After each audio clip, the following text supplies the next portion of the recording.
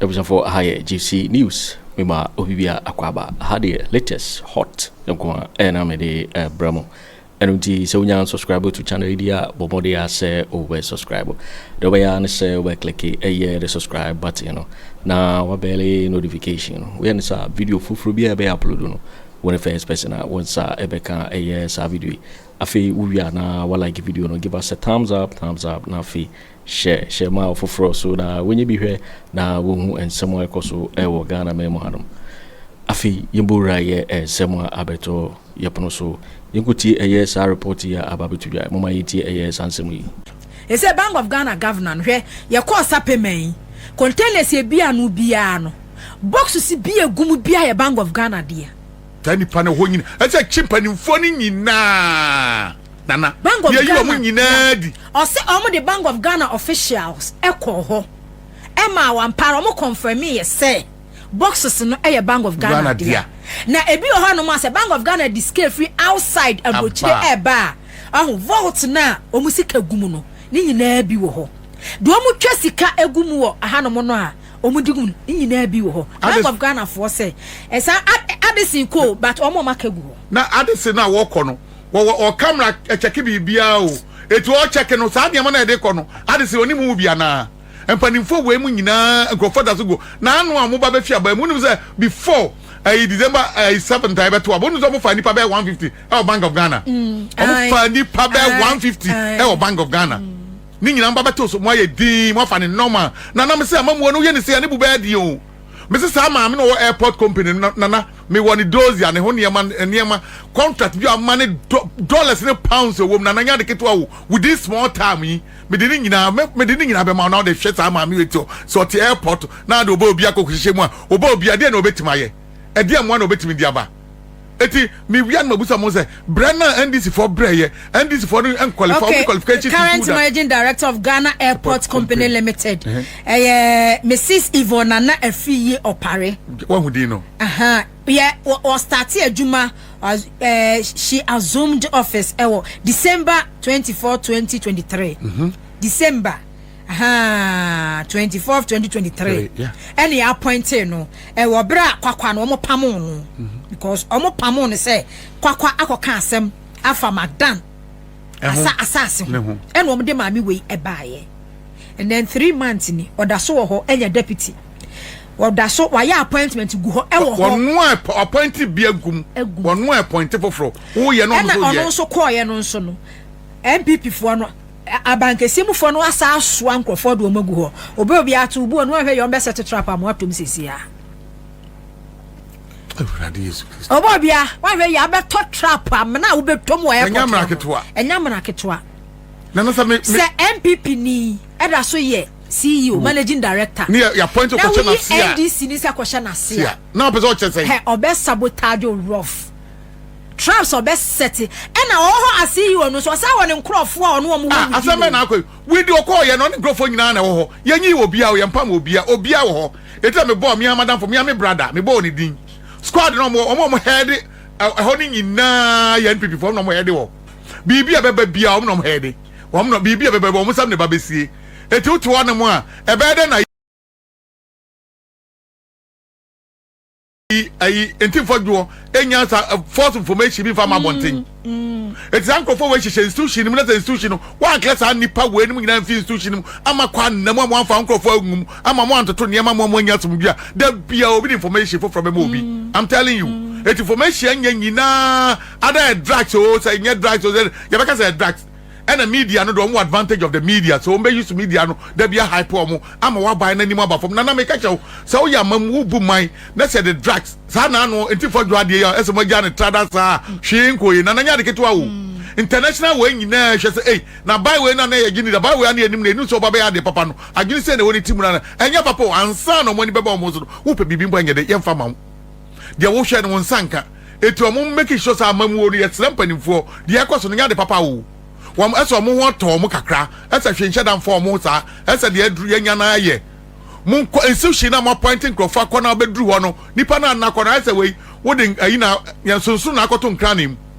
sunsun no na akoto nkranim NPP fo nko na atwa no wahia musu Akufo Addo baye nana eno an se fo brofo no mo kire ne once o ye claim mo nyina adwa mo nyina once wom no bia pe ba bia da ada na mo de adie ese mo so make obi nkofie the one say minerals commission dia na kai ye the same thing oda so minerals commission IC or national chairman do NPP ba oda so minerals commission what see you any amana NDC deputy any amana NDC deputy okay KK and KK akwa question answer sa na akwa forest Mr Brown any the electric kotokwa akwa question answer and electric mo efrase akasa sa nipa mienu so na unim galamse wo na wo kokumazi anana ekwa no nyom so wo mo sa to galamse no NPP phone to ne den because yan crop fund that forest no more and minerals commission go for no nana director of security at the airport is called Dollar ono na make a chairman Dollar Eric Yabua oda so wo ho Eric Yabua no chairman Dollar yeah what man say you we first vice as a second vice Greater Accra enti kwadwe your friend is AEC minerals commission boss yeah MPP for na no mu deal say no oda so ho no mo no o so beto akoso no ma deal na no nana e dey na so kire you wono na be deal bi bia say ka anya ka eyanka beba amamuo ni amamuo ni kola ni bi anya ba bia hihye mpo no nya dia o be entertain those things what man say you nana ya o because media me say e wo ye ni mense neti wo mampani ni mpani fonta no fani to fom no mu say no ya adia nkrofa brother up to now nkrofa be breda to gufie nkrofa be bregufie omunya ba bia mfaaye what man say akasefo nya say omo nimdiefo be brem gufie more than millions of people and this for because akoya say ye chade no obi antuni do obi antuni de we tuni de a o se brown one ope no because any pakro no yeah. within NDC mu no ompe obi a brown MPP ni brown one ope no minerals commission obi tuni de a o se brown one ope no obi Akufo Addo ne na ye adwuma 8 years yes asa Ghana nsuo nyina one ope na yisi na no ope no nipa ne se ono an ope no enti na yisi no so te wo se oni ba bia akọ obi asend message say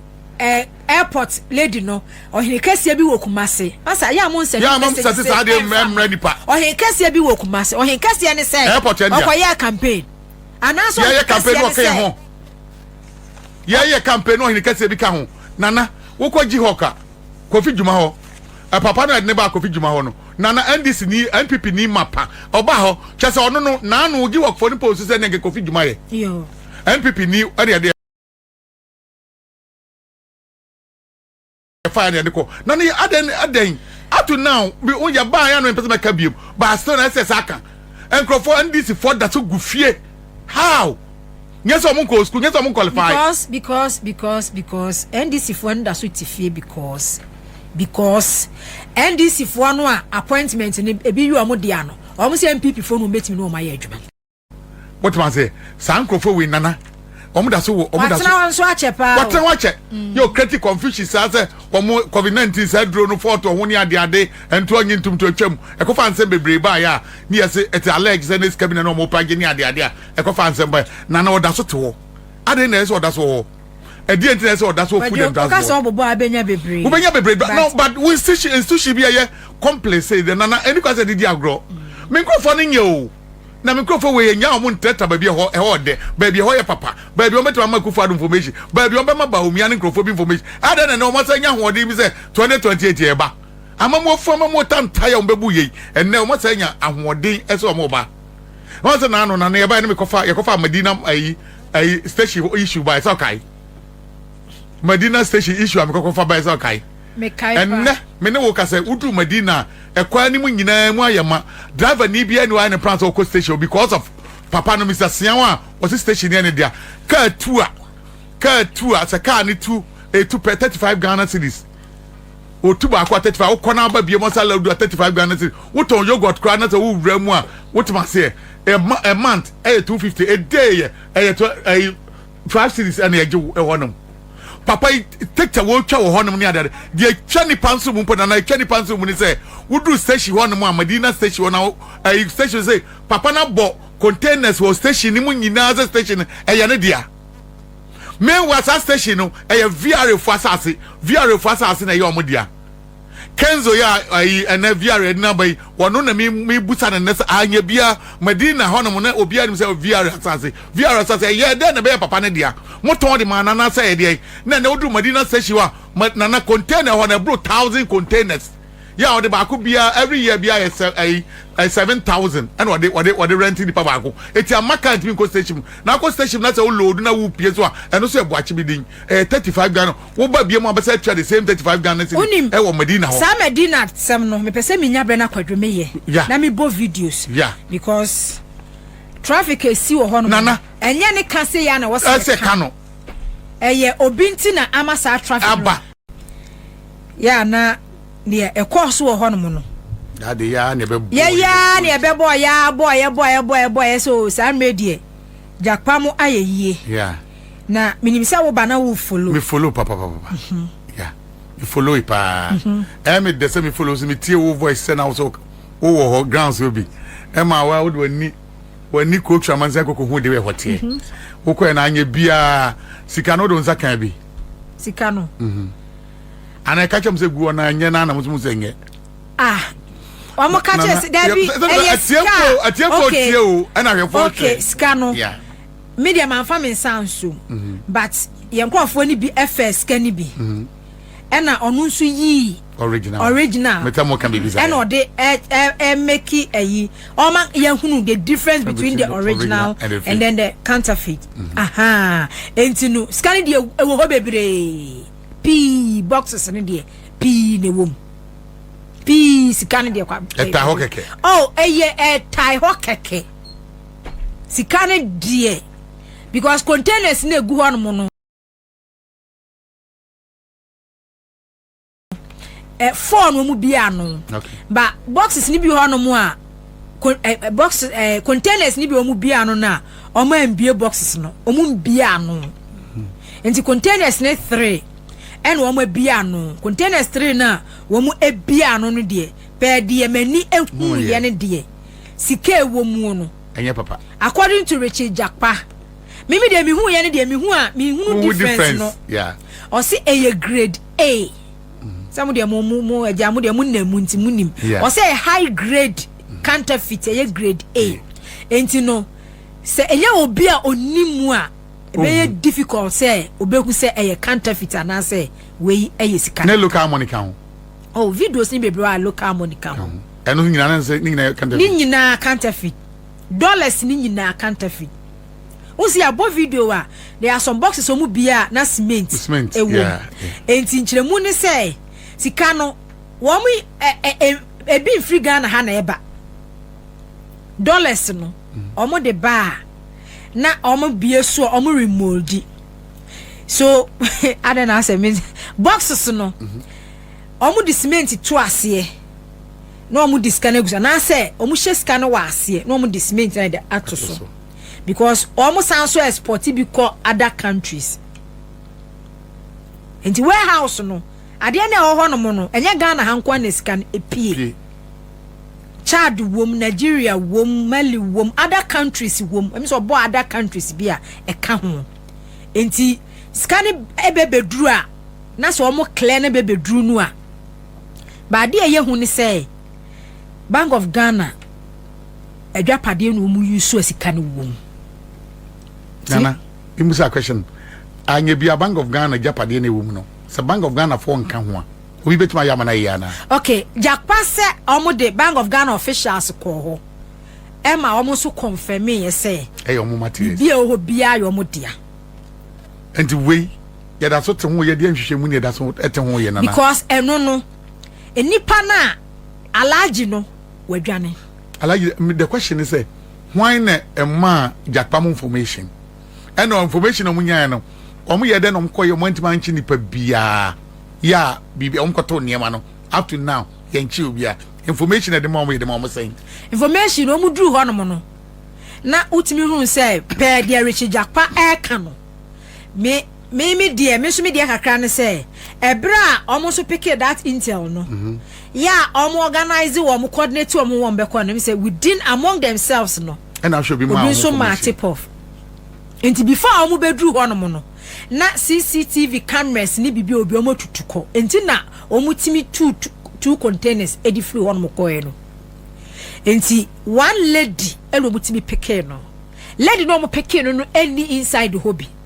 Lotto kiosk esi animu. Eno chaloto. Eno chaloto, but yikwa. Omo hyeda na omo ye ne sa akwa. Se de be ya se wutwamu a, wadwen nkoso ba area ho no mo no do bia kan ya alaji bi na haya ne dia, alaji bi na haya ne dia. Alaji bi na haya ne dia as to say why na ye alaji do. Nana, asem we say aya esa nan sesem ye to tire. Ma me fa sa we say because I'ma make some arrest me ba. Ma me fa we nto aso. Enti eno no obedwe sa na wadwen be ye okesene ne. Ba ada na me yesa me ye ne china ba ti me ye e de aka ho. Na yetimi there other places are omakwa ometimi ameki arrest. Frère Hosey Legon East Legon East Legon omo make arrest Joolu omo make arrest enti se jakpa mo be ka kire mo say ehon no mo make arrest yeah East Legon ni Jorudia no okay Joolu me send Joolu amamu why omo to make arrest omo make arrest omo to me che the kingpin na say enkrofom titare ho no those involved campaign and kasa omo che wo. Okay, and they're correct. Oh, me who how to go about it meba. Because ebe yabe nwanwa say ebi na akasa maame no twaloto no. Nana we won't be nya maame ne hwe. Yes, so on there would do ha. Would ni kokodru court. No asem de me twa me loto. Would de obeka bi asem de me loto na me twa. Minimum hwe eno asem wo so obi no so yo mo adwuma. Me obi ye na adwuma se bia mu se bia nya loto wura me de na metima ye. Because so manya obi poti nipa ba ko mienu poti wo no manche no amfa na ama ne yetime jansa laji ne ho na bo laji ne din na laji ne wo ye hwan nipa kro ma area ho no nipa kro ma enter na ode ban no wo show so onima laji oni ni picture enti area ho no de omo kan o high laji bi dia high laji dia alaji bi dia uncompleted building na ho no mo na gold bar eguo no eye uncompleted building na kwadwo chese abandoned chese tantan time bi chese the gold in edidi agbo ba se wo wura mu a wana gold bar no ya sha eguo enti no se ne be ye bia o sa adsem New York sene ne yeah sape ma o ma make arrest ba Joel o mo make arrest enti me send Joel we no e de ama me yiri na o ma production team no na o munyi we ye Joel no o mo che wo mo no ena enu no nana ehu na enwanwa be na che eduru ba bi na sa trans na sa adwene won ti ade no bo no eduru ba bi so man mpenye serious nana metima ka che me nipa crowd information ni baaye do ma jakpam information ansa na mo kwa ebi obi so fa kire o ma tip of nipa ni dwane nana esetimi nya picture fi wo Uti minya picture na ata kotoko we me example function kotoko ni na akwa na okum kotoko support anza okai obi ase ono no okum ni wie no okoda ne girlfriend chei girlfriend okoda ne chei be say 1 week anza na odwane ase na wadu sinigas wadu Burkina ba bi ya wadu no ye chi girl na girl ne so oni guy ni picture oni ne hwe woni obi an boyfriend na tra more than 2 years na say what be that ya fi say hwe nipa na hwe ni picture it alleged in the pakoma information ya de alleged in picture alleged me no kasabi mpa onima me no kasabi o madina otianu mu din ajade ekoso nyina na ni tua no onim bibia ekoso ye nya ni picture pe publish ni picture so simple ba bi obi e be so ni panchi ene ya jade ne sa ni padodo na omo ba ho nyina obi a picture obi ani mobi loto wura ne pe ana na duru ba bi ensem bi wonu ya na na security omo ye wo security mo de ba kwadwe area ni nye ba bi ho ye gidigidi o e ho na akwa ye remote area bi enfutu kwan bi a e ho nye gidigidi na bia me why na the information in man national security okay the crowd information man national security no wo ye inna woni bibia kwaso ho wo bibia bad allergy wo bibia bad workers omo ye dwuma ho etu ndi bi ka me twamu an me hu se omo ye no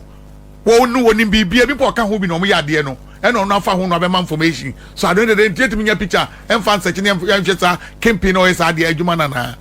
enu na national security me po mo che jakpa terminator me believe ni keke adwuma no wo bo but then the day edu ba mi na kokko isa na ya nansesem wotima se hunsi ana betan de bo na chisa so kokko hunsi ka no esumwo ene ase ngura na ta ho ebi ompa yen horo ye ba eta ho omo de ba be de o ma we mu ha ne ye ba be horo na na se fia de ko ba bi foforo ene akohoro no ye ntima nchi nipa na emfaso bia ni so emfaso bia ni so because dudu na nyina nim se jakpa kokonya dollars wa pack oni fie ni ade de say emfaso bia ni scan so edi de make an say arrest na mo nipa kro mo information there enso timi nya ho ne ma de ka ho yes asa nipa kro na mo nchi ono a okay the information bon famra Joludiana ama mo edi melo me di Joludiana ama na Joludiana so mo kokoto ya me busa question anu na fake and answer na original Joludiana ma nko ho da bi o omo make arrest after sapema no ena Jolu twaso okay so after Jolu ena a friend is East Legon so eba enti ni nyina what we busa question say e ho nyina fake and answer papa wo eye fake nko anu mu dile Kwajo fake nko fake yeah dollar fake no eko ayi na omo say ska gawa for one answer ko Bank of Ghana and answer hin na eko why am they use na me busa question musi e fake we ko ba bia e be chew A grade 1 to grade A we ko ba bia won't be sesa eti ewura o man ni mu a why am na sesa ye different ye di why am na different because I'm still not getting it me no be some say why am na yeah because nipa na say obi to na sesem de kire obi ye different wa hefa because na say I remember me boss asase ekokoton ye ton ye dollars e de ani ade ni nyina echi ye kokoji ska no tipa mo chese na fake home eni one different ye we are as they say upe dollar ni ade a Bank of Ghana even the normal banks no Bank of Ghana na de bre omo asa na omo so release etimi ka asa me boss the $200,000 e de buy na ese kokoyi wo sa Fidelity headquarters ya ye kwa omo so mo ni ska ho no eti omo my time about 1 week and Bank of Ghana to me answer $200,000. It's no person say na fake ko mu ana fake no one na edie ehin na edeko any different wo hin fa na asem bi edu ba bia odire ho won ti ase ba Kwajo tie wo ko bureaus na wa na aka bureau fo ni na wo de ko mechew na se mutu pike kakra de ba ni edeko test bureau fo ni hwe se ye betimi de awura mu ana Kwajo o say sika na aba no eye counterfeit yensu ye koy ne yese manhu ye mihu ye se eye counterfeit ni patron ni so ne ba eye grade A grade A tie me too eye se ye dia eye yi Kwajo me too eye se sika no na me cho say difference ni mo so what it means is say omo pump it into the system and then japa kan asem bi se we no na cause high inflation no okay ti Joludiani ni video ni na me de atoso no hey we no omo ayachi wo mu ni bi ni akwa nso hwe na nimu anzu onye Ghana ni so enti we ye Jolifo na ayachi wo mu ni bi ni enti dollars no ma hye wa hye no ho no mo saa no ena gold bar no su gu nchen we there fortunately for them no omu tibi ekoto hye wo mo so eche wo mo o se okọ ho no mo a enti scan pe Richie Jakpa no o se e counterfeit sika ya akwayi egu kwa me sound wo okay sound enti sika ya wo yi egu ho no mi o se e counterfeit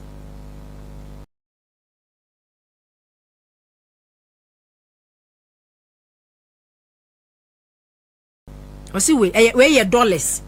am kan say dollars ene gu one o say counterfeit ene wo box mu no enti eni Kwajo me a wo toto questions mani mi nana me toto question ma akwesika wodi say gu yi ye say pese hu say system no ye system no a true say the jakpa wo kan no kra do know something my national security ba ko mienu miensa na mo ma bia one bundle ni enfa ko bureau be say 5 or 6 ni en check in so mo so be hu ana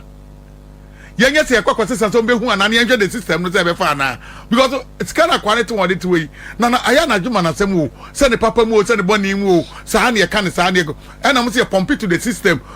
pump good system no mu a ye de fa hin ho am na edie wo de because se obi abe hu a dollar de na answer beto answer dollar no gisa de ko bureau etu duro na ye chi wasasa eti ho am na ehu na ho am na ehu enye cedis ayede ye de to wache dollar de kokko gina ni ma gata ho wunya ba bia fanto wa eche so at the end of the day so de ko biro kwosesa wo kwosesa mo according to who me ba wo report wo ye nche say wo de do biro for no be hu wo de ko bank be hu eti the good system no ho na edie won ade no mo kan no ma hwe say ne so nim nyansa kakra wo enye nyina na ese eti bonko so sa eti ska no eye papa na asa nye papa ebia wo nkofo ne di twemu akobokina enti wo gold bar wo hwe there be where gold bar adaka so mo hwe enie o say a fake we o say a fake dem kwate ye no we joli dia no say fake gold bar ni nya o say fake we ni aso ane nyina kwa Alhaji afabu jiwe on a gold president of Ghana ni adru ho adabraka Alhaji gold ni tesemi anhwe ye nyina ye hu wo mo no no pe de ye ko hu wasape man no ene fake ye hu say fake what did you edit here now gold hu bi da na de na ti hu ayi original fake nana gold hu bi da ma tie fo hu say gold o fie o woni hu obusiam gold ande wo wona na mo de kwahye abosomase etu ba na chefam obi antu da man huye wa hu gold da ena okasa te se de eko hu ye na fake ena woni mo original na dollar yom de kan wo mo no mo kan ya ne mo dollar e fra bi mu ye fake and original dollar no de eko hu ye na fake e counterfeit no original ya wo test e do nsa so mu hwe mi wo say ba wo say ba bi ho aye wo say original no so original don safa so a yeah say bi wo trademark bi a $100 no be say blue sign bi I say say dollar ye bia de om twa ye no difference kakra wo mu etu bo say dia achempo no old ones wo de kobiro a omo person be sesa eno so na so sesa bom so sisi we no than the current one eti dollar no dollar enye ba akope wo eyi ana ba nyina na sesa niema na niema sesa ho ye da bia seska so at the end of the day na say otimu say no eniema ni we amon kan ye hu ade ni ye di wo hefa ye kan bom ni ye di bom ana say ho am na edie na che Bank of Ghana for na edi omon kwa na edi ena ye ana bia bonte a de ko biru a ye sesa efa ye sesa na amfa he na edi no eti kofo no mu twa no mu twese ne de hin ba kware unim se counterfeit no per de otchere no say grade A no ene de bank emfa say cedis no de Bank of Ghana A twa no a difficult say ubehu the difference between the two no Bank of Ghana then your original any the counterfeit na wo hono mo no so wo hwa a difficult so what it means they say eba out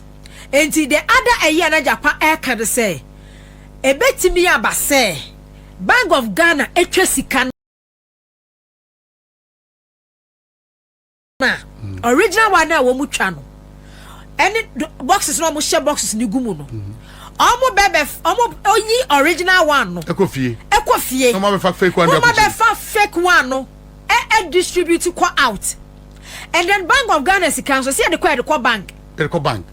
what because even na make scam me ko je $200,000 am ko je wo Fidelity no Bank of Ghana ka cheso mu ni ska Bank of Ghana na say one o de bre omo eti de me ko je Fidelity no Bank of Ghana na de bre omo eti anya bia Bank of Ghana de o de bre omo na fake ana machines no so fa ne kama ena omo de ma me ansam de ko fie what ma say me so me eti me ko say nya fake wo bank yes ko say so na omo interest ni say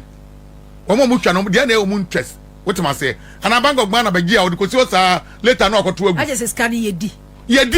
bi o see this there mama nche and so mu twa see this Bank of Ghana the best system repair 24 hours e beto dia mana yi we want the oton wa eche do oton koko do oton we oh who difference wo do oton cement ni ada to be difficult sikani amuna to be difficult so be hu no obi so oton ade mpo kwa no oni counting machine board check it see this ni e beto adi na na ba dollar e be dey na di dollar no enu na me because na say mutu busa jakpa yie o kan sa scan e be be gumu ade dey ba kwadwo ye di fake a dollar fake dollar ni see the fake ye di wo he oh kwadwo oh da be see this ye di bi omo mo what district ni ade no managers on what district ni ade no na omo no mo sabotage abai no and omo ni nko o say because of the container issue nti even energy minister for any point share ni ECG omo what district ni ade no na so mo make sure say o make changes o we can so bin go you obi adi but at least mo say some na phone take over even the same sector no say na mani kwabra bobi ansa na wa na hwere say na mani ma bia na kwabra bobi ansa na ma bia wo yenye na say kwankwa chi na say sisa no betlem na changes ba na niema timi ye some ye changes no what ma say sa na so mo ye ECG so mo ye no yes adia we dem so mo grudo who's adenta dia me kofa me de bomu a wuti akofa nsem bebre nya de so be ja akada kai da so siwo wotemase woko aidomi ko be nya de na the same also grudo den ensem ho man ho odin si an change Kojo adenta dia akofa sema bahwe metie hana mi yesu a machine yesi manumi adenta medina nkofo de report basas ye bidum light ana make esumbro so me Kwabenya hofuo yi akwadwo enye area ho na mete ho na ate Kwabenya kwadwo omudum light rough I'm telling you Kwabenya when no one said to my share akofa Kwabenya de ne so ba be shemu no Kwabenya de ne nana every time manager decision mu take bia omo adwe no mu take decision ye dum na ma ho achew ye tetew time when nipa nyina wo fie especially weekends obi wo fie no ye be dum ni sane aso na nagbe 11 satam obi ada ye be make sure say be ye osa komputer buy no me say let us do the diagram 1 month pono wo popular mpo be twam o nana ECG ya apel other district nyina district manager because no ni ade a MPP for so betima use ama buy we on popular enti energy minister Mr. no na no na make sure wonam no hwe wonam bola so hwe container no grofo buafu ye say ono so buafu container na ge ahwehwe ena me bade wa na ye na mani agide wa bia na ofia wo ye analysis na ye eto asmudodo what am I say adan na dia yira wo ayi Accra FM na nam otchere FM wonam we na hwe ade so na yira ye panifo wo obi anwu yo mu nyina ho no ade na wo ha ho ba bi ja hwehwe na bra betra fie na mu wanim ko wo ECG no na no ye one of the sector ekum nipa titi nipa na no ye wo kire yo eno so na be ha NDC aban anu na nye no a ba bi betima ha na ho no mu use dia ye adwuma ama nipa ho akire no na nye easy but we ka bia Ghana for no obi a Kwaku Addo na nisi because of electrician it oba na ni na sanko for no mani se obi a na mani se obi a adwuma se be koso and this we na make na we ye bonus o Jomama 4 years or 10 years over betray na no na make na adwuma no siboni ye bonus sa bonus onye we ne de ba bet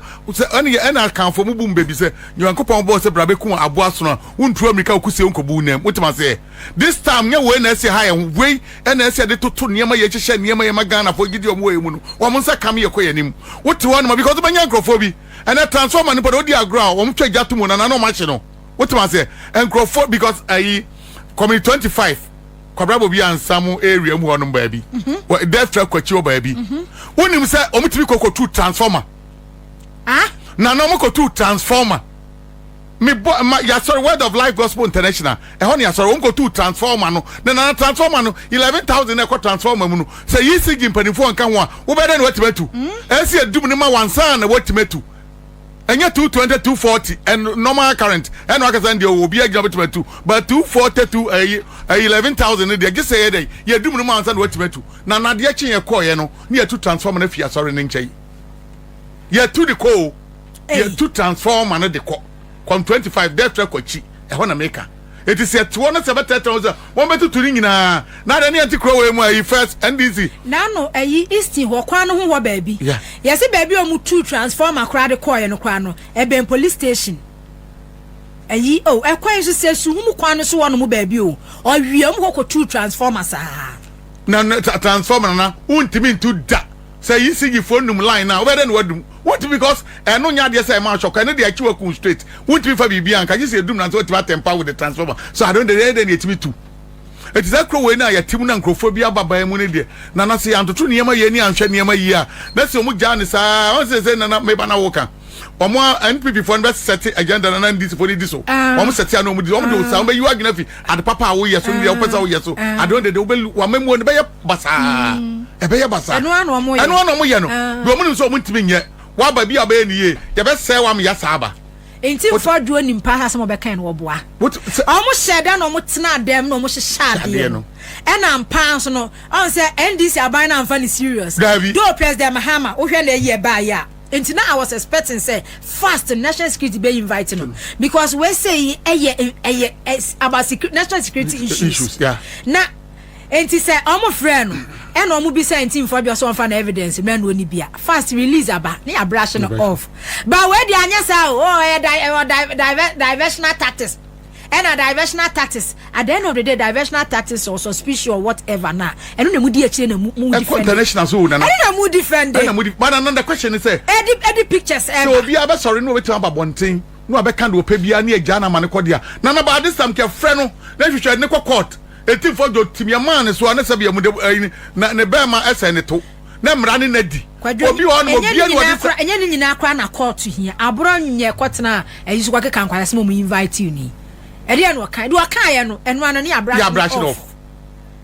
because ufre intim for do se sia say or evidence ya for be yi na ye dodo no ye di na tamo an wo kwa wo be or evidence and confirm ai oni so say won say media no so kremu amane pa media ni kutem de wo mu tua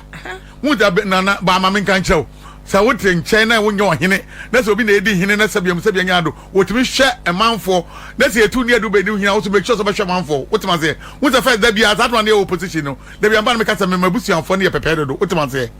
some baba mu ani kwata mo media no opposition for me control media because team for jwade we any substance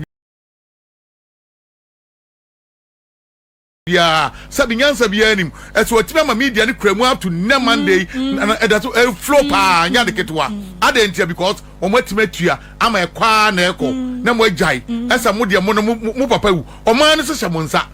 aden na mo so mutime from media ni use media no ma media no wu se ye na ebu man no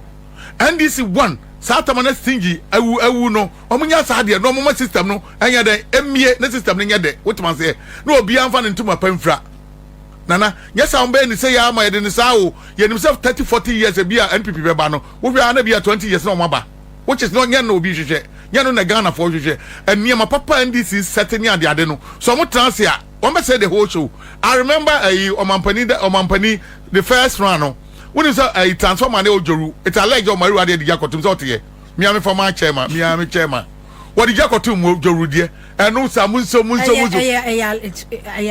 allegation go serious you na wo make no me na me make e ba ta time ba system of Maru Ade transformer the Jakotum ama transformer nyina hye na dey say transformer na hye na hye what ma say yet kroma Maru Ade e do ba bia ono obi da e do mampani tikosi so ana ni kro we mu nana mana ni kro we mu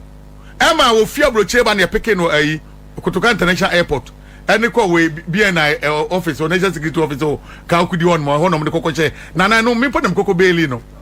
it will be 1 day or 2 days me no mo frame o say mo na dam me na koko baili so at the end of the day enkro for the 30 so mo wo no eye me team eye me fie dada ena me nim agina wo mu team obi a be create bibia akopem so man betima say ya on besa aba abese o man ato aso kama na obi ahwo ato no ebi na wo ka say adese o mko adese fia wo say 100,000 Ghana cedis ana say 10,000 Ghana na 10,000 Ghana is kama national security coordinator or advantage to even call Bank of Ghana so here sika em ready sika any 5-10 minutes at baba 10,000 Ghana cedis no mko ambo bi o mko and de ho nyina so mo fa ni nyina de gu box so bi ba Kwajo Jakpa terminator me feeling ni keke o feeling no o ye champion Jakpa o ye champion ye beto as na ansa no se beto as ye beto as we dey prepare kwam na mi pa ansa na no se o ba hu videos no hu nsem mi hu video na ne me kwose ni ada na na de wunim se me yi ni me color ni na o se be ka sa me no na the same color do wa hia ba o bibi ye ase ye ko wale yes so ye ready appointment in go for di fa ho sa ase ye ko wale na colors ase ye ko wale na eniema na no odin na wonim se na nsa o se ba ye jankrof un system no say NPP for na afa system no pa om da so pa enam te say we ele cream kotoko un so ne ko we forestry deputy un so ko akoto NPP ni un so o ka say si anye changes and changing crop for amfi won mo a won be sabotage sa am ya by na say statement or the aba no na waka why make it that statement ya ma say enam social media ba bi ono ko endo koto no and won say no ya force to the brown ahye ho and wo hye ho anya hope na na ko airport company ma me na wo airport company no airport one and say yo some di no NPP ni wona so to one of the tema east or tema west and unim hwe airport kwa de ma me na wo ho no mo no me say na obi na ho na friend say kwakwa oh no obi na wo ho enti me pedi di ni Cecilia na ayi Magdan yeah wo mo kwa man land or dey da ne private wo mo Ofori Atta mo private yo mo de Magdan no partnership di ato so no e no ko kan ho asem enti wo kan ho asem no aman no lead parliament committee bi e do mo ko ho na ni na kwa na kese ye yi na di kura e no mo de maame ne baaye na maame ne bo contract maame ne ye Akufo Addo Asante Bediatuo Gabby enti say nipa no airport no na okofa o deputy communications officer obo bia so nkoye ne deputy a obe allow no so wanya adwuma wo pese o kyerese mpo nana pese o kyerese oh me ba yi no former airport papa dia me ya ne say nana maami we me say wo hwe contract bi a wa award ne sika bi a nana fa o pa still now me mpanimfo agya maami say maami nta airport ya wo si wo keke your friend Kwakwa ho okay Kwakwa oh one na wo ho Magdan ko twa land kese ma no ehu asem ba ya Kwabena mo betina ha mo bruso no na man no start here resist ye sa that land o mo the contract o mo the man Magdan e wo airport ho enti papa na lead parliament committee me bo a committee sa be na say no onim hwe onim say oni committee ni press yeah ko asase kro no mo de ma Magdan no so enti wonu na media defu yi ko bi san se na wonim se o letter abasi yi wadi na onya we che yinadi si yi nadi ena Asante Bediatuo Gabby wo kire da akom kanu Ofori Atta no mo de maame ne koye because Kwakwa ne nya wo mo be enye wo mo adwuma na wo Kwakwa no bi yu se ye de ye nipa aba ye de asase ama Magdana wo be ka ho asem ena mo de maame we koye so enti se wo de maame we se maame we no Akufo Addo mo de maame ne koye no na sa wo se maame ne ntina wonya na adwuma seriously me menti ase o won say ngonwa wonim say we ayi Felicia Edem Atipo no ono so no ye we tema no ye ayi tema East MCU no ye MCU honum and a party fees where ye lose NPP lose ye and maame ne fa no e wo airport wo ya we one of the senior member of airport one I'm telling you ye lose ye ya o